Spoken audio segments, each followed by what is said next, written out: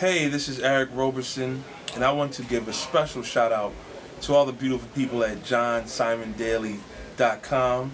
And hopefully I am fashionably presentable, if you know what I mean, while I'm wearing Hugo Boss khakis and 100 screen. God bless.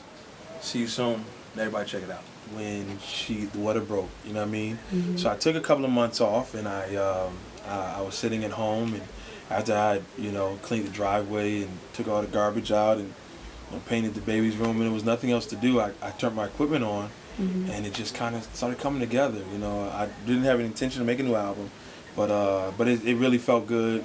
I fell in love with, like 5 songs, and then before I fell in love with 8 songs, and before you know, we had an album done, and it just feels good. 15 songs. Mm-hmm.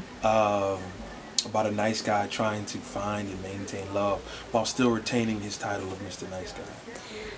Out of, having 8 albums, what makes this album special out of all, or is it amongst all of them great? I mean, all of them are my kids, so I can't say one's better than the other. Right. This one is fresh. This is my newborn. I'm still bathing it and putting diapers on it and feeding the album milk at night.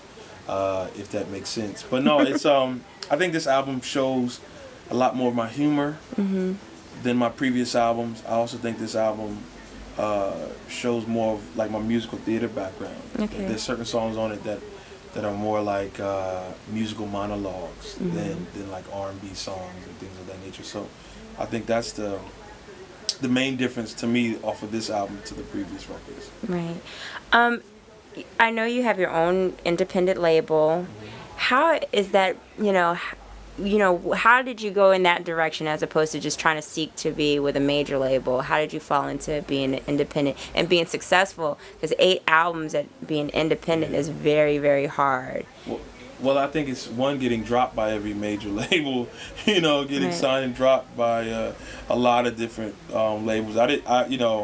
I tried to go the major route, but it wasn't really fitting for what I do musically. And I really started this as a hobby. Just kind of, I had too much music in my head, in my heart, and also in my collection that I wanted to share. That I couldn't just wait around for Def Jam or Virgin or whatever. So it was really a hobby, at first. And then my fans challenged me to take it more serious and really learn the business.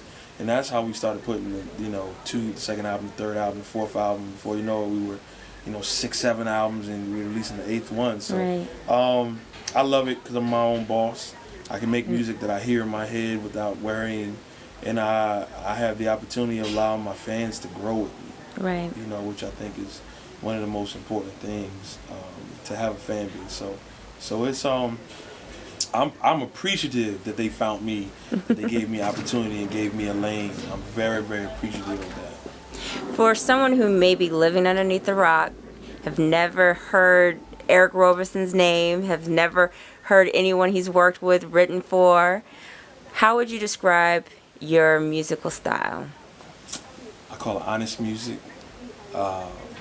In my iPod, there's different genres, different feels, so I think I approach my albums that way. The foundation of it is soul music, but there's a touch of different feelings of jazz and rock and of course hip hop, of course.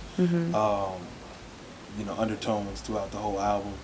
But a kid, man, who loves to tell a story through music, loves to I've completely cracked open my chest cavity, music-wise, like just literally giving everything that I've went through musically, and now I'm looking into, other people's eyes and trying to tell their stories as well. So I think that's the thing. I just try to make very relatable music. And we were at the album release party for Mr. Nice Guy, and I've been to Soul Village several times. How is it possible for you to freestyle and come up with a song? I think it's like a... It's called getting out of the way of yourself. I'll be honest with you. I can't spend even a half a second thinking whether the song is going to work or not work. It's completely about just being in the process of doing it. So, you know, we take words from the crowd and we put the song together, and amazingly it comes together. Amazingly it works out. And I'm just as surprised that it works out as anyone else in the room. You know what I mean? I'm literally putting it together while everyone else is putting it together. I hear lines, I laugh at a line just as much as everybody else laughs at a line. So it's a good thing, and to me, I think it's worth the risk. You know, sometimes we all want to be so perfect and all whatever, but we're really stepping out, doing something that could possibly not work. Right. You know what I mean? And in the fact that you allow the fans to give the words that are going to make the song around, you know, lets them know that they're responsible for the betterment of the song as well. Right. As well as, you know, for them to buy my album, they're responsible for the betterment of my music, of my career. You know what I mean? So I love the small example of doing a freestyle, of how much it's an example of the bigger picture.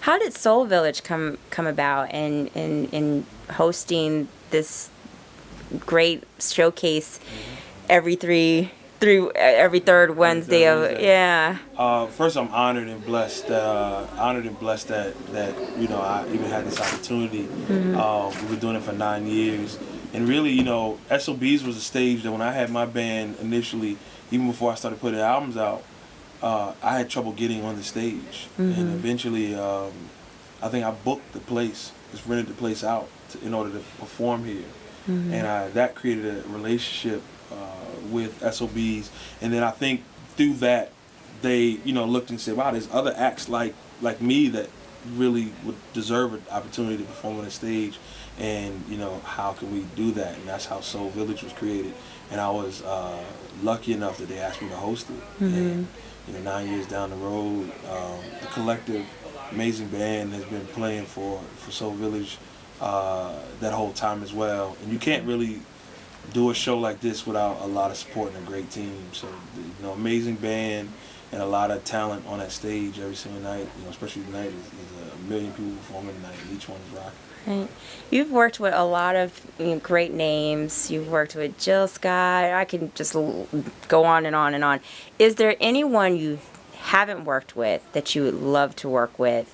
And if, you know, whoever that person is, what do you think that song would be about? Whew. You know, selfishly, what comes to mind is Erica Badu. And I just love her, just all across the board. Love her music. Love her style, love her spirit, love her songwriting. I would love to work with her. I don't know how successful the song would be. And I say that with as much respect as I possibly can say. My wife understands my love for her. But I don't know how much I'll participate. It would sound like her song because I probably would just watch her. I probably would just watch her perform, you know, write the song and record it that night, and I'll just stand there drooling on the record button. But I don't know. But I think that's one that really comes to mind. There's a few other people, man. There's Omar in London, I'd love to work with as well. And you know, it's so funny. Most people that I would love to really work with, I would love to just watch them work. You know what I mean? I would love to watch Bill Withers come up with a song and create. I would love to watch Stevie Wonder, you know, going over chord progressions and putting the drums together for a song, like hearing it all in his head. I would love to you know, collab and work with it, but at the same time, I would step back and just watch. You know, as a student. You know, we talked about how you have 8 albums.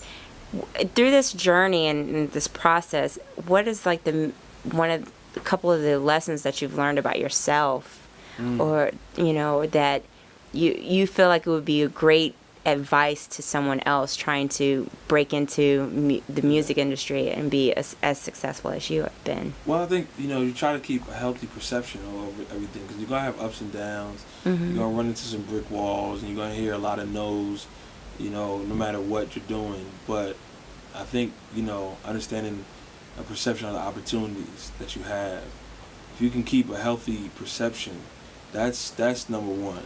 You know, focus on the word completion to get you know, that's the word, that's the secret word of this business that separates who wins and who loses. You know, and just practice your craft till it's invisible.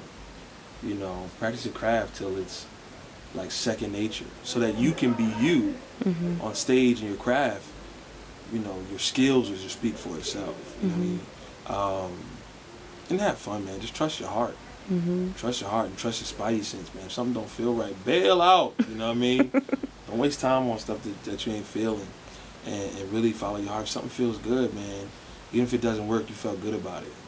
That's probably the best thing to tell them.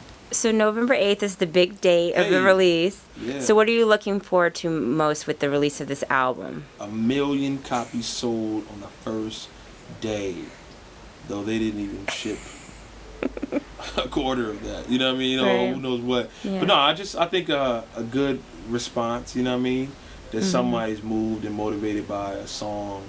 That someone gets a certain reaction from a song to. You know what I mean? I don't really get too caught up in it. You know what I mean? To me, I'm constantly just creating and ready to do the next thing. So.